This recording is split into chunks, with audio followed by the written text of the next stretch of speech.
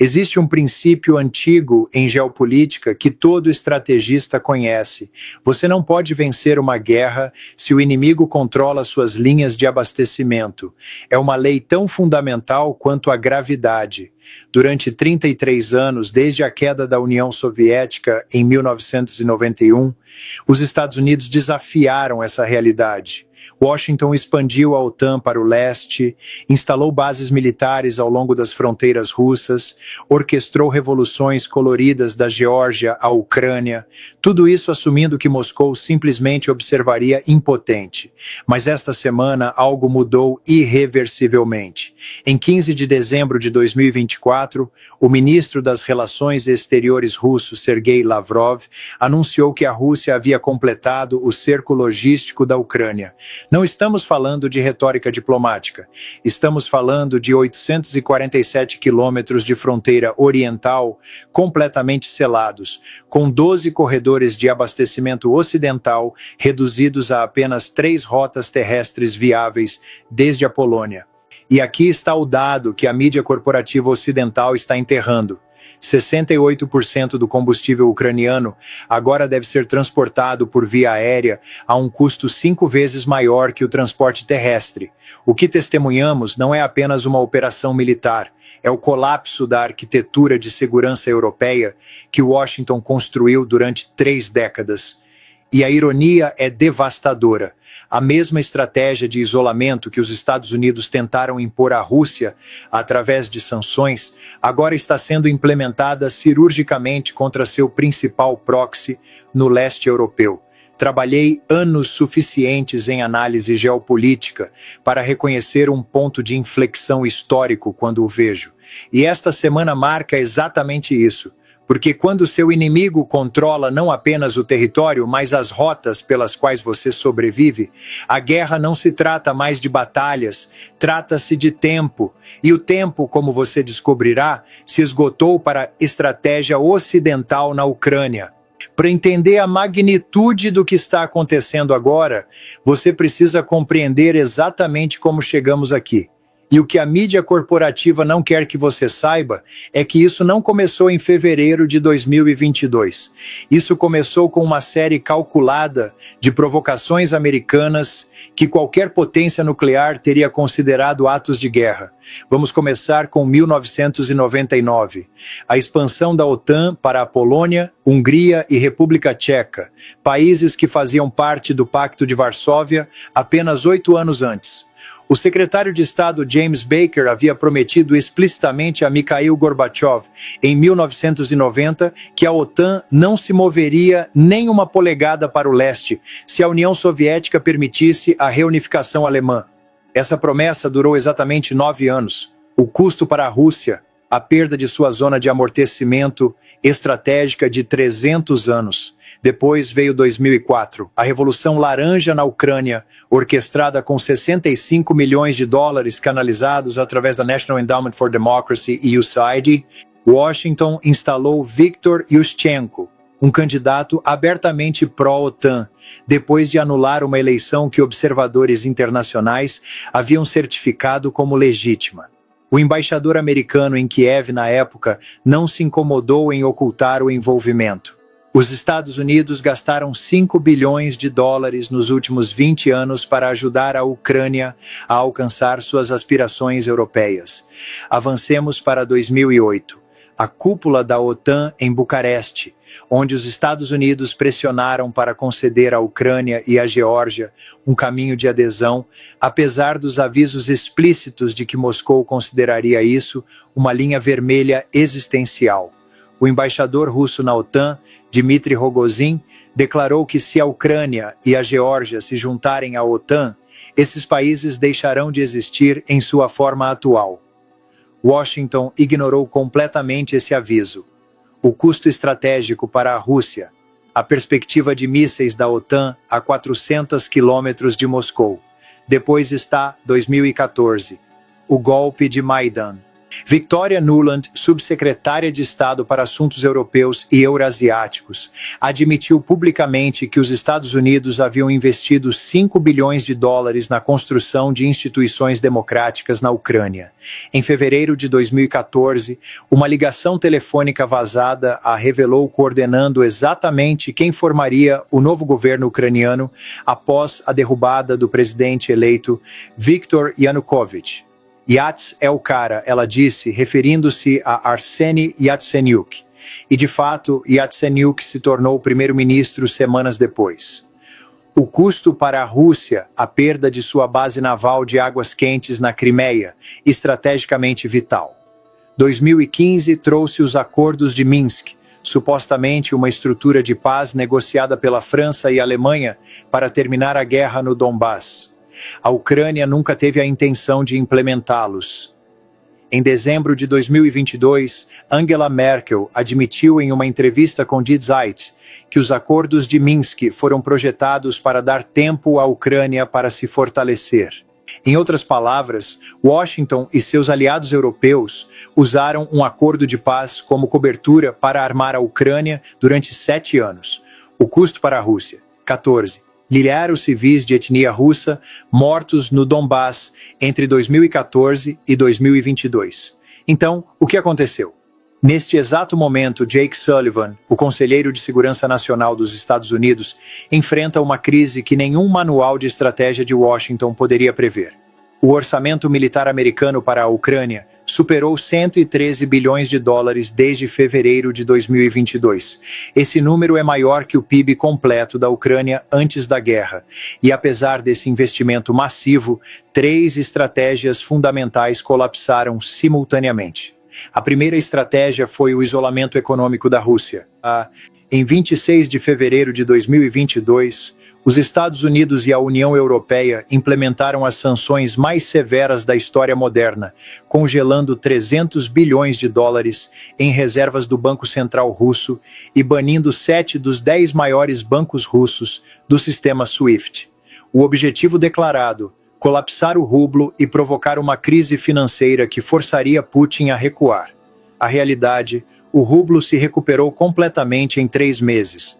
Para junho de 2022, era a moeda de melhor desempenho do mundo. Por quê? Porque enquanto Washington congelava ativos russos, Moscou simplesmente exigiu que todos os compradores europeus de gás e petróleo russo pagassem em rublos. Alemanha, Itália, Hungria, países que haviam aprovado as sanções, secretamente abriram contas em rublos no Gazprombank para continuar comprando energia russa. O resultado financeiro: a Rússia ganhou 218 bilhões de dólares em exportações de energia em 2022, um aumento de 38% em relação a 2021, apesar das sanções. Enquanto isso, a inflação energética na Europa atingiu 24%, forçando a Alemanha a nacionalizar seu maior importador de gás, Uniper, a um custo de 29 bilhões de euros. A segunda estratégia foi o isolamento diplomático. Os Estados Unidos pressionaram 141 países a votarem a favor da resolução da ONU, condenando a operação militar russa em março de 2022. Washington assumiu que isso significava isolamento global para Moscou. A realidade, 87 países representando 58% da população mundial se recusaram a impor sanções à Rússia. China, Índia, Brasil, África do Sul, México, Indonésia, Arábia Saudita, Turquia, nenhum sancionou a Rússia. A Índia aumentou suas importações de petróleo russo de quase zero em 2021 para 1,4 milhão de barris por dia até outubro de 2022. E aqui está a ironia devastadora que Jake Sullivan enfrenta toda manhã. Os Estados Unidos precisam desesperadamente que a China não forneça armas à Rússia. Mas como você pressiona o país que possui 1,1 trilhão de dólares em títulos do Tesouro Americano? Você não pode declarar guerra ao seu próprio banqueiro. Você não pode sancionar a fábrica do mundo sem destruir sua própria cadeia de suprimentos. A terceira estratégia foi a superioridade militar através de equipamentos ocidentais. Washington prometeu que os sistemas de mísseis HIMARS, os tanques Leopard 2 e os sistemas de defesa aérea Patriot mudariam o equilíbrio do campo de batalha. Entre maio e outubro de 2023, os Estados Unidos e a OTAN forneceram 109 bilhões de dólares em equipamento militar avançado para a contraofensiva ucraniana. A realidade, a contraofensiva recuperou aproximadamente 500 quilômetros quadrados de território em 4 meses, a um custo de 17, e 0 baixas ucranianas, segundo estimativas ocidentais conservadoras. Para setembro de 2023, o avanço ucraniano havia parado completamente. Agora quero mencionar aqui John Mearsheimer, professor de Ciências Políticas na Universidade de Chicago e provavelmente o teórico de relações internacionais realista mais importante vivo hoje. Porque o que Mearsheimer tem advertido desde 2014 não é apenas teoria acadêmica, é exatamente o que estamos testemunhando agora. Em seu artigo fundamental da Foreign Affairs em 2014, Por que a crise da Ucrânia é culpa do Ocidente, Mearsheimer argumentou algo que enfureceu o establishment de política externa de Washington, que a expansão da OTAN para o leste foi a provocação estratégica mais imprudente desde a Guerra Fria. Ele previu com 10 anos de antecedência que a Rússia veria a Ucrânia na OTAN como uma ameaça existencial e responderia com força militar. Sua teoria do realismo ofensivo sustenta que as grandes potências sempre buscam maximizar sua participação no poder mundial e sempre consideram o cerco estratégico como uma causa de guerra. Stephen Walt de Harvard apoiou essa análise. Também o fez Henry Kissinger antes de sua morte. E isso é crítico para entender. Mearsheimer não previu isso baseado em ideologia.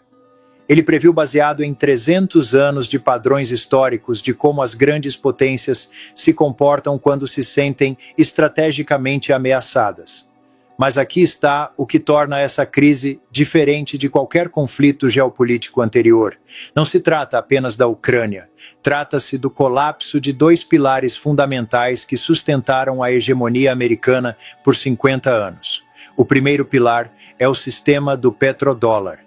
Desde 1974, quando Henry Kissinger negociou o acordo com a Arábia Saudita para precificar o petróleo apenas em dólares americanos, Washington tinha um truque mágico: pode imprimir a moeda de reserva mundial.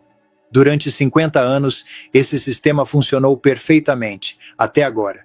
Em 15 de março de 2022, a Arábia Saudita anunciou que estava aberta a aceitar yuans chineses por vendas de petróleo. Em 28 de março, o ministro das Finanças russo declarou que a Rússia só aceitaria rublos ou ouro por gás natural vendido a países hostis.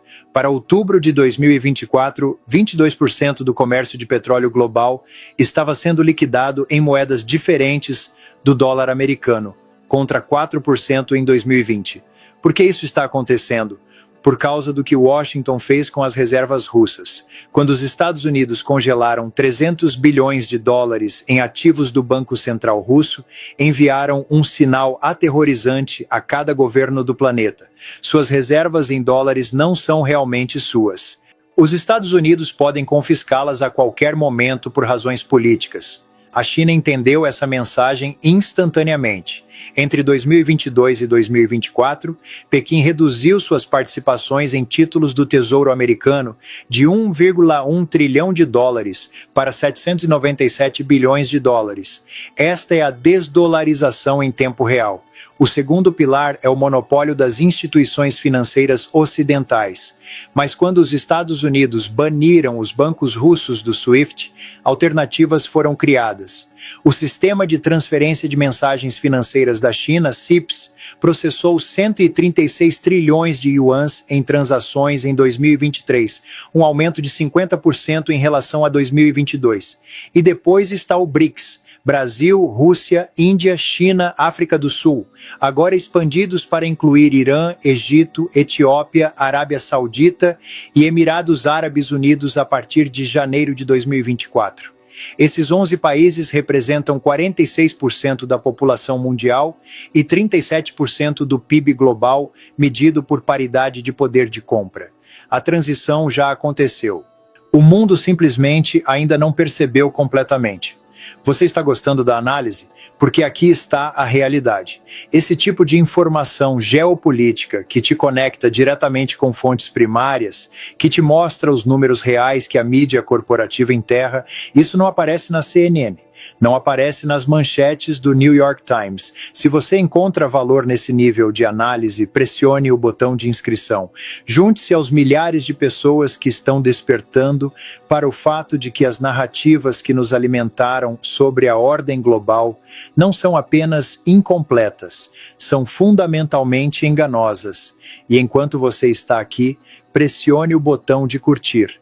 Isso ajuda o algoritmo a reconhecer que o conteúdo que aprofunda as estruturas reais de poder é o que as pessoas realmente querem ver. Deixe-me uma pergunta simples nos comentários. De onde você está assistindo isso? De que país? Porque uma das coisas mais poderosas sobre esta comunidade é sua natureza global. Sua perspectiva importa. Sua localização geográfica importa. Agora deixe-me trazer isso diretamente para a sua vida cotidiana, porque toda essa análise geopolítica não é abstrata, está afetando sua carteira agora mesmo. Se você vive na Europa, você já sabe, o preço da sua conta de eletricidade dobrou ou triplicou desde 2022.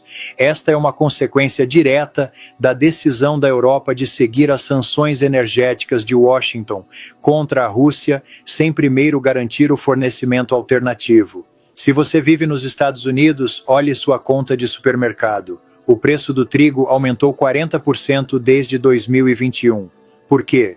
Porque a Rússia e a Ucrânia juntas produzem 30% do trigo exportado mundialmente, e a guerra interrompeu essas cadeias de suprimento. Mas aqui está a parte esperançosa: a multipolaridade realmente oferece opções. Quando a Índia pode comprar petróleo russo com 30% de desconto e pagar em rúpias, isso reduz os custos de energia para 1,4 bilhão de pessoas. Quando o Brasil pode comercializar com a China em moedas locais, isso elimina os custos de câmbio. A ordem unipolar que os Estados Unidos impuseram após a Guerra Fria concentrou enormes benefícios em Wall Street, no complexo industrial militar, em corporações multinacionais sediadas no Ocidente. A multipolaridade distribui esses benefícios de forma mais ampla. O que você está testemunhando agora mesmo não é caos, é transição. E as transições são sempre turbulentas, mas do outro lado dessa transição há um sistema internacional potencialmente mais estável, onde nenhuma potência individual pode congelar seus ativos arbitrariamente. Mantenha-se atento, mantenha-se informado, porque você está testemunhando como os fundamentos da ordem mundial estão sendo reorganizados, não na teoria, não em algum futuro distante, agora mesmo, em tempo real.